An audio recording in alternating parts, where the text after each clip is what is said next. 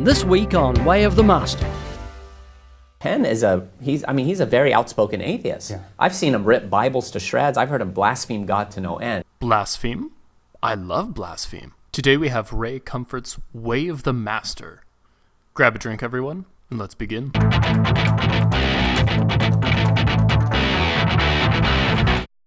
And one of the things that he's well known for is mocking Christians, mocking Christianity, and mocking the Word of God. And so that's one of the most common things that we hear atheists talk about, is how ridiculous the Bible is. And can you blame people? Think of some of the stories in the Bible.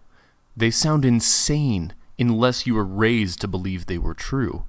Global floods, which resulted in a genetic bottleneck for every kind, whatever on earth that actually is, talking snakes, talking donkeys, talking bushes, of the flaming variety, a zombie apocalypse. It all certainly sounds ridiculous.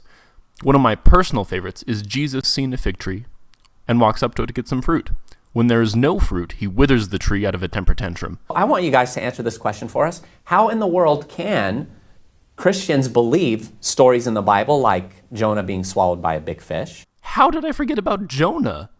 And here I was raised believing it was a whale. When on earth did they change it to a fish? Am I missing something? Turns out they never could quite settle on whether it was a giant fish or a whale. Bible translations give me a headache. How can we believe stories in the Bible like a bush catching on fire but not being consumed and God talking out of it? God speaking through a donkey? How can we believe stories like that? I mean, those are just the tip of the iceberg. A talking serpent, So how can Christians believe this stuff? Okay, I'm at least glad that the examples they're giving for ridiculous stories were the first that popped into my head as well. I just address that for a minute. I know how to not believe it, and that is deny the supernatural. What do you mean deny the supernatural? It's not that I deny the supernatural, it's that there's been no evidence of the supernatural. There sure are claims of the supernatural, and they are everywhere. Religious beliefs are only a small part of supernatural claims. Cryptozoology claims the existence of animals like the Loch Ness Monster, even though we know that Loch Ness cannot support such a large animal. There are people who claim that ghosts, magic, and alien abductions exist or happen. The thing that these share with the supernatural claims in the Bible are the likelihood that they actually happened. It's clear that Ray here wants us to believe the supernatural claims in the Bible, but many more modern-day supernatural claims arguably have more merit. For instance, we can interview people who are still alive today that claim to have been abducted by aliens. For God, we just have a single book, with no other supporting historical documents besides slight mentions of what believers believed at the time. And that's just not good enough. Right. Just say there's no God and then nothing makes sense. If you say there is a God, he can do anything. He can turn the world upside down and juggle with it, with one hand if he wants. Yeah. So there's nothing too hard for God. So he can walk on water, multiply lunches, talk through donkeys, do what he wants because he created all things. I actually love this from Ray so much because he is almost right.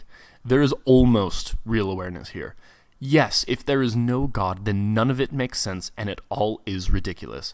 If there is an all-knowing, all-powerful God, then of course he could do all these things. The difference is that I don't claim that no God exists, but he is claiming that his God indeed does exist. If he can demonstrate his God, then I will believe in it and those ridiculous stories in the Bible. Simple as that. But when you stay in the natural realm and say I'm an atheist and don't believe in God, then everything is utter foolishness. Yeah. It's just a fairy tale. Pretty much, actually. The difference here is that fairy tales are for children, whereas religious claims tend to stick around in adults too. I mean, Mark, that's really the heart of it, right? I mean, with the worldview, naturalism or materialism, that's the whole crux of it, is you're ruling out the supernatural. And when you do that, of course, you can start to ridicule anything. Once again, not ruling out the supernatural. I can't claim anything with 100% certainty, not even my own existence. When I can't even be totally sure about something so foundational, I definitely wouldn't absolutely dismiss something either. The intellectually honest thing to do is simply to withhold belief until something can in fact be demonstrated. Yeah, absolutely. And in fact, that was basically David Hume's objection. He said miracles are impossible, therefore they're impossible. Right, but he's begging the question. That's not exactly what David Hume said. For those that don't know, David Hume was a Scottish philosopher from the 18th century who fought against intelligent design and, yes, didn't like the idea of miracles. Hume is the one that came up with the idea of uniformity of nature, which is actually one of my basic assumptions of reality. The uniformity of nature essentially assumes that the natural laws of the past that we have experienced will most likely continue to be followed. In other words, we can assume that if I drop my pen, it will indeed fall to the floor. A miracle is by necessity and definition something which breaks the laws of nature. However, myself and David Humes would not rule out the possibility of a miracle occurring. Our experiences, indeed the experiences of all living creatures, point to the idea that laws of nature don't change.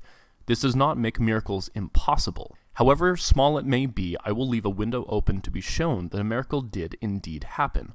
However, the time to believe something is when it is demonstrated. And I have to say, if we found someone today who could walk on water, it would ignite the scientific community. Someone who could prove a miracle would win a Nobel Prize, all the grant money and fame in the world. Certainly you have to concede to the fact that if God is real, then miracles are no problem. That is the mother of all ifs there. Hypothetically, a hypothetical situation can be made to concede anything. But in reality, you have to show me that this God exists before we can talk about the actions this God may have taken. Because otherwise we are wasting time on talking about actions of a being that may or may not exist. I'm going to remove the word if and I'm going to put in the word since. Since God is real, miracles are no problem. You can't just do that.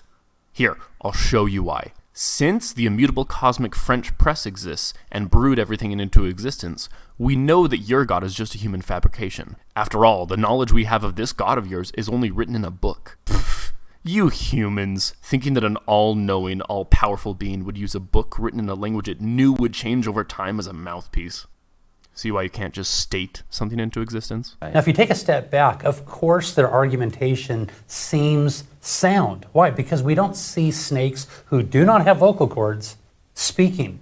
But we have to take it a step further and realize, but God. But the immutable cosmic French press. God can do anything within his nature, and getting a snake to speak really is not a big deal. It is if this God doesn't exist in the first place. That's so true. And it's funny because it seems like in some circles the Christian world has kind of bowed down to atheism because there are what they would call themselves progressive, but I would call them liberal theologians. Ooh, got to change progressive to liberal because we all know liberals are the true boogeyman here. Who would try to explain away the supernatural. Right. They claim to believe God exists. They claim to believe in creation, but then they've got to take out the no. Well, it was through evolution. Well, no, that really didn't happen. Maybe this is what happened. The Red Sea really didn't part, but it was this kind of. First off, his earlier point of if Christians bow down to atheism makes no sense. If Christians did this the way he puts it, then they would simply become atheists. He is conflating atheism with science here. You can be an atheist and not believe in evolution. Even though that may not be common, it is more than possible. I know quite a few atheists who believe in magic and then they cast spells. That doesn't make them any less of an atheist. Like, come on, are you kidding me? You believe in the existence of God.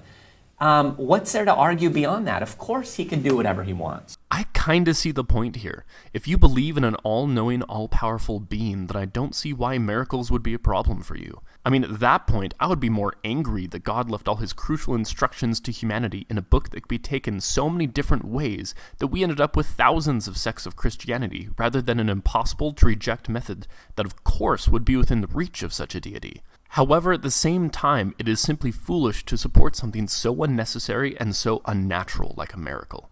Let's look at evolution. There's an incredible amount of evidence behind evolution through natural selection.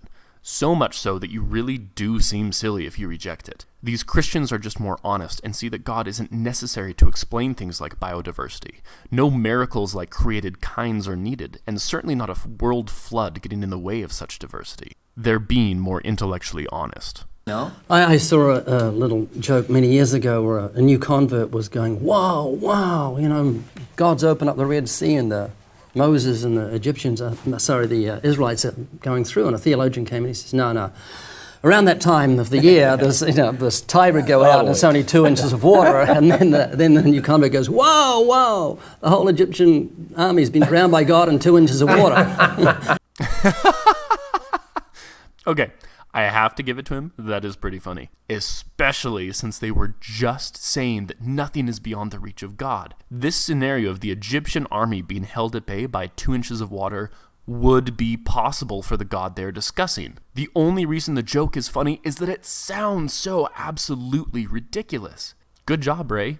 You just undid most of this whole conversation with that single joke. Allow me to repeat words we just heard. Like, come on, are you kidding me? You believe in the existence of God. What's there to argue beyond that? Of course he can do whatever he wants. That's all I have for you today, guys. This has been the Unholy Roast, and thank you for listening to my still small voice.